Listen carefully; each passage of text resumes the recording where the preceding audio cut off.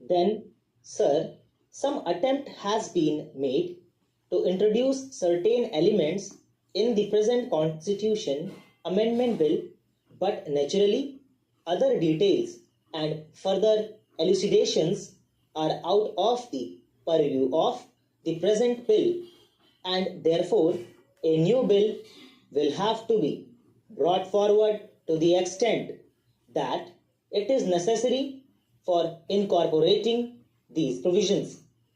In the meanwhile, I would assure the House that government have made arrangements and will take steps for having interim advisory bodies, etc., so far as all these areas are concerned, and then immediately in the next session, or if that were not possible, in the session after the next, an attempt would be made to place before this House a bill or bills for broadly carrying out the scheme, especially the administrative scheme that I have explained to this House. There will, of course, be, in addition to these bodies, so far as Delhi is concerned, a Delhi Development Authority. All these are necessary because Delhi is the capital and all attempts have to be made to make Delhi as model a city as possible. Now, the next item which this bill deals is what is known as the safeguards for linguistic minorities. Now, this would apply to all the states. So far as this is concerned, there are two or three aspects to this question. One is that we are dealing only with linguistic minorities, not any other minorities at all, and we are generally following the line that has been laid down by the States Reorganization Commission. The States Reorganization Commission rightly pointed out that even after the reorganization of states, there would remain a large population speaking languages other than the territorial language of the particular state. Now, so far as these people are concerned, certain safeguards were considered essential. In the first place, we have to note that all the inhabitants in any parts of India, state or union territory are the citizens of India.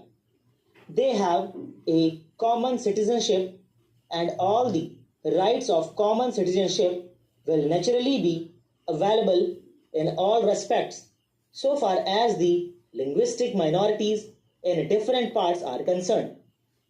But it is essential that as far as possible, the interests of the linguistic minorities should be safeguarded to the extent that it is necessary. The States Reorganization Commission have pointed out in this respect that after all, these linguistic minorities are the citizens of India. Now, sir, so far as the States Reorganization Commission was concerned, it was stated that as far as possible, there ought to be no statutory safeguards as such except to the minimum extent, and whatever it has stated has been accepted. It was stated that in respect of the rights of the children of these linguistic minorities, there ought to be a statutory provision and that they ought to be taught through the medium of their own mother tongue at the primary school level. Now, that has been accepted. As the House will find, a new provision has been made in the bill so far as the secondary education stage is concerned and so far as the other questions are concerned. The other questions are many, as for example, to what extent there should be the language of a minority as a medium of examination in middle schools and in colleges, or whether it should also be a medium of administration in government offices. Now, sir, there is another question also which has been raised, namely the question of domiciliary rules. There are certain states where certain rules are made according to which it may be difficult for the non-residents in that area to acquire certain rights.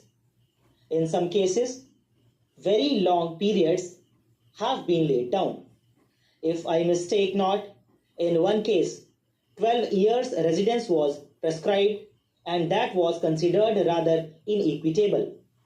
As you are aware, sir, in this respect, the Constitution has stated that if, for example, there are any such rules which had the force of law at the time when the Constitution was inaugurated, then they would continue to have the force of law until Parliament makes a law in that respect.